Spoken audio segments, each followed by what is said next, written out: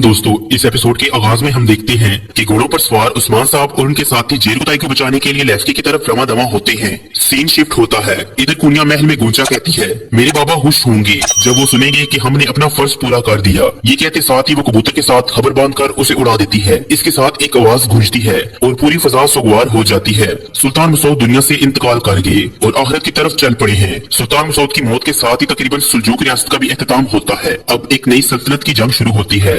Scene shift होता है। हम देखते हैं कि जंगल में एक मुकाम पर एनातोलिया के तमाम सरदारान जमा होते हैं। इसी लम्हे यकूब बे अपने सिपाही के साथ वहां पहुंचते हैं और उनके साथ मौजूद सिपाही बवाज़े बुलंद कहता है, दस्तूर, तुर्कमानों के सरदार, मजलूमों के मुहाफिज, जालिमों के कातिल, इंसाफ कायम करने वाले, एनातोलिया के सुल्तान, चरमियान कबीले के सरदार यकूब बे। सरदार यकूब नाम के साथ सुल्तान के लफ्ज का सुनकर एक हड़बड़ी सी मच जाती है और वहाँ मौजूद एक सरदार दूसरे सरदार से पूछता है, सुल्तान इसका क्या मतलब है? तो सरदार कारा से कहते हैं, अब हम समझ जाएंगे कि हम यहाँ क्यों आए हैं। इसके साथ सरदार यकूब सबको सलाम पेश करते हैं। सीन शिफ्ट होता है। इसके साथ ही हम देखते हैं कि अलाउद्दीन अपने साथियों के साथ मंजिल की जानिब रवा दवा होता है और दूसरी जानिब से गुंचा भी मकसद में कामयाबी के बाद वापस लौट रही होती है। सीन शिफ्ट होता है। इधर यकूब बे सरदारान से कहते हैं, आप मुतजस्सिस होंगे कि मैंने आपको यहाँ क्यों बुलाया है? तो एक सरदार कहता है, हम हैं यकूब बे, लेकिन हमें वाकई इससे हैरत है जो आपके सिपाही ने कहा। तो सरदार यकूब कहते हैं, हम समझते हैं कि हर बुराई में अच्छाई छुपी होती है। मुझे सुल्तान मसूद से खबर मिली,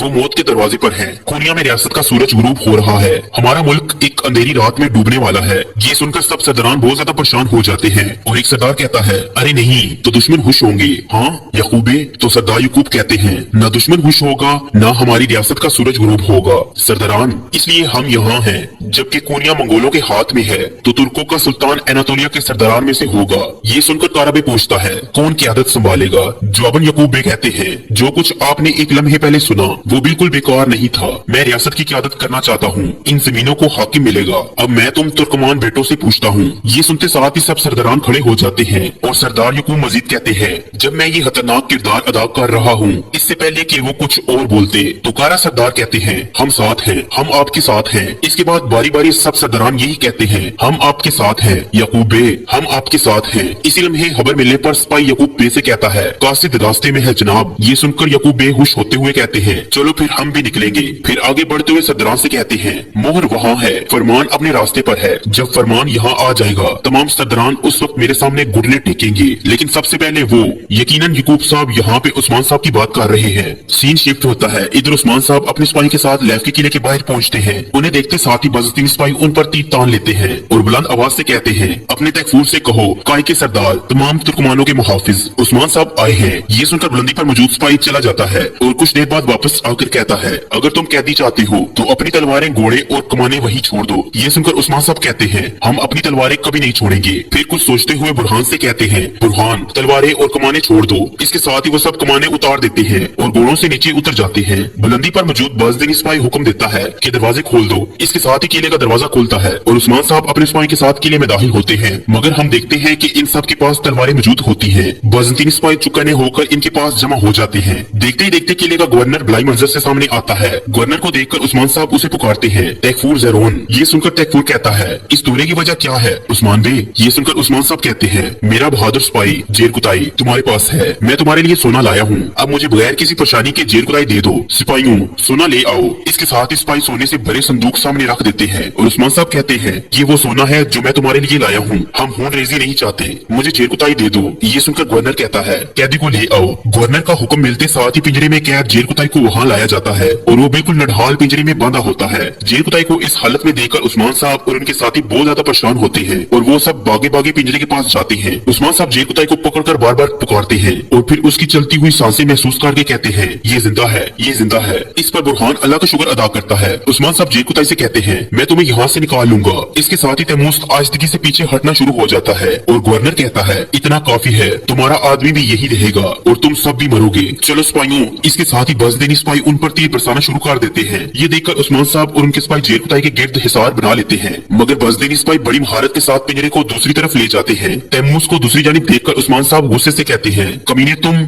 सीन शिफ्ट होता है। इसके बाद हम देखते हैं कि होलोफेरा वैश्यों के पड़ाव में बंदी होती है और वैश्यों का सरबराह उससे कहता है, क्या हुआ? तो सरदार का बेटा तुम्हें लेने नहीं आया? ये सुनकर होलोफेरा कहती है, मैं तुम्हें और सरदार के बेटे को तुम्हारी औकात याद दिलाऊंगी। तुम लालची हैवान हो, इसी सोने में दफन होगे जिसके तुम लोग ख्वाहिशमंद हो। ये सुनकर दूसरा वैशी कहता है, हातून को गुस्सा आ रहा है भाई। इसी लम्हे उरहान सिपाही के साथ वहाँ पहुँचता है और घोड़े से उतरने के बाद वैश्यों के पास आता है तो होलफेरा कहती है, उरहान क्या तुम्हारे घोड़े की टांगे कमजोर हैं? इतनी जल्दी आ गए। इसके साथ ही उरहान के इशारे पर अली सोने से भरा संदूक वैश्यों के सामने रख देता है और उरहान कहता है, मुख्तसर बात को लंबा ना करो, सोना यहाँ है, हातून मेरे हवाले कर दो। इस पर होलफेरा कहती है, वो क्या कह रहा है? वो हातून चाहता है जैसे मेरे कारवां पर हमला करने वाला वो नहीं है। फिर उरहान से कहती है, तुम हमला आवर हो। इसके बाद वैशी उरहान से कहता है, क्या तुम चाहते हो कि हातून के बदले हम इतना सा सोना लेंगे? ये सुनकर होलफेरा कहती है, तुम कौन होते हो किसी को कुछ देने वाले? मैं गुलाम नहीं हूँ, मैं तुम सबसे इसका हिसाब लूंगी। इसके साथ ही वैशी का साथी लात मारकर संदूक बंद कर देता है और कहता है, तुम यहाँ बेमकसद आए हो, तुमसे पहले किसी और ने हातून को खरीद लिया है। इस पर उरहान गुस्से से कहता है, क्या तुम्हें मालूम है तुम क्या कह रहे हो?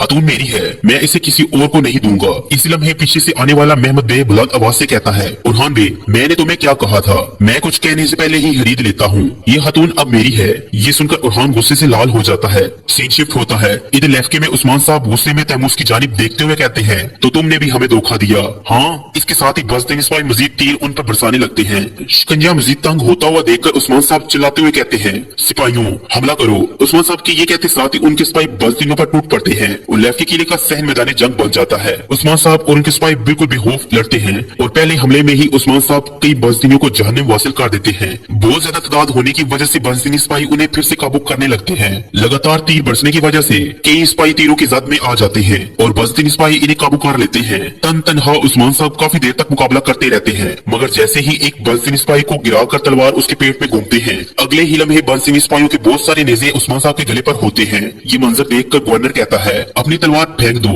और हथियार डाल दो उस्मान, वरना मैं तुम्हारे सिपाहियों के सर कलम काट दूंगा। ये सुनकर उस्मान साहब अपने दोनों बाजू फैलाते हुए कहते हैं, हम में से यहाँ पे कोई भी मरने से नहीं डरता, चलो तकफूर चलो। इसके साथ ही गवर्नर बलाई मंजिल से नीचे आ जाता है और कहता है, उस्मान तुमने हमारे किलों पर हमला किया, हमारे दरमियान जासूस छोड़े, हमें तुमने कम समझा। हाँ उस्मान, लेकिन देखो तुम हार गए। ये सुनकर उस्मान साहब कहते हैं, ये वक्त बताएगा कि कौन हारा कौन जीता, हमें तुम क्यों जिंदा रख रहे हो? हाँ क्यों? इसी लम्हे बजदीनी सिपाही गवर्नर के कान में आकर कुछ कहता है तो गवर्नर उस्मान साहब से कहता है, वो आ रहे हैं। इसके साथ ही किले का दरवाजा खुलता है और यकूब बे बाकी सरदारान के साथ किले में दाखिल होते हैं। उन्हें देखकर गवर्नर कहता है, ये सरदारान आपको बचाने आए हैं, आपको इनका शुक्रिया अदा करना चाहिए। उस्मान, अगर ये ना आते तो तुम यहाँ से जिंदा नहीं निकल सकते थे। सरदारान को देखकर उस्मान साहब हैरानो परेशान हो जाते हैं और गवर्नर के हुक्म पर उसके सिपाही उस्मान साहब के इर्द गिर्द से नेज़े उठा लेते हैं, जबकि बाकी बजदीनी सिपाही भी उस्मान साहब के साथियों को छोड़ देते हैं। फिर यकूब बे कहते हैं, लेफ्के के हुक्मरान तैफूर ज़रून, मैंने आप पर एतमाद किया और आपने उसे जिंदा छोड़ दिया। तो गवर्नर कहता है, जरमियान के बेटे यकूब बे, अगर आपने कोई कासद न भेजा होता तो उस्मान मर गया होता।